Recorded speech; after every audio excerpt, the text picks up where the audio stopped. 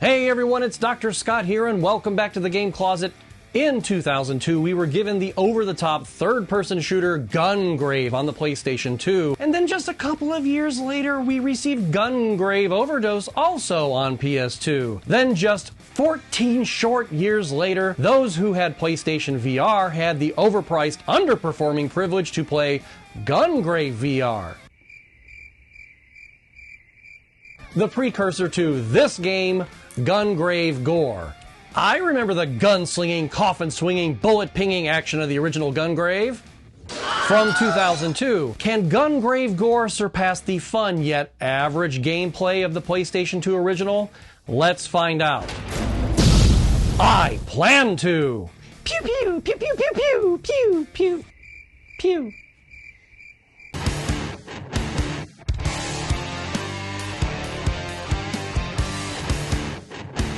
Beyond the Grave definitely looks like an ass kicker. He's got the long duster coat, the flowing Japanese anime hair, the cool hero sunglasses, and the badass guns.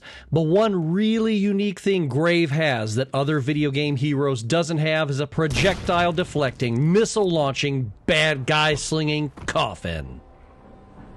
Gungrave G.O.R.E. is beautiful. That's easy to see, and for most capable game developers, it's a testament to their studio that they're able to make a great-looking game that improves on visuals from the original. To make the lines crisp, the colors vibrant, the characters lively, and the explosions realistic is something any ample game developer should be able to do, and Studio Iggy Mob does it quite well. What they flounder at is keeping the barrage of enemies from becoming repetitive. I know this is a button-mashing shooter, but in 2022, with the amount of storage space available on contemporary gaming consoles, we should be able to have more than the same 9 or 10 enemy variants from filling the screen over and over and over again. They slow drip enemies at you, but it seems that we get more boss variants in a shorter time than regular cannon fodder that Grave dispatches throughout the regular gameplay segments. I could get into the finer details of Grave's shields, HP, his life meter, and beat count. I could also outline Grave's abilities like burst mode, fury mode, and many others, but I try not to bore my audience with mundane details that should be left to the player of a game as they play. Grave has to use his arsenal of different moves to dispatch his enemies. However, there are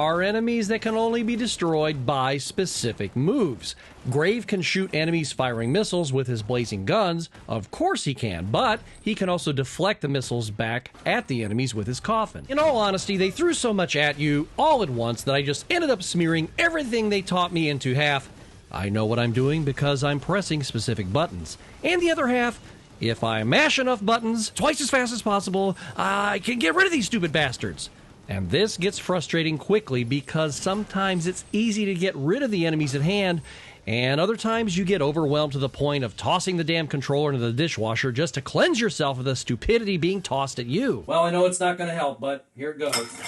In actuality, the best and least frustrating moments of the game are the boss fights. You get to focus on the task at hand instead of worrying about every enemy variant trying to stomp you at once while you're feverishly mashing buttons. When you're playing a third-person shooter, you should never be mashing buttons like one of my old girlfriends playing me in Ultimate Mortal Kombat 3 on the Super Nintendo. She kicked my ass in Mortal Kombat 3!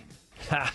I got the last laugh. I married somebody else. Even when you upgrade Grave, he sometimes falls short of being able to defeat enemies with his current abilities. Then he later obtains those abilities. It's like the developers accidentally placed the new ability upgrades out of reach until past the point when you really could have used them, just to make the game more frustrating. Sure, I can turn down the difficulty to easy, but damn, I have it on normal. Cut me some slack. Now, when my 4-year-old daughter saw this,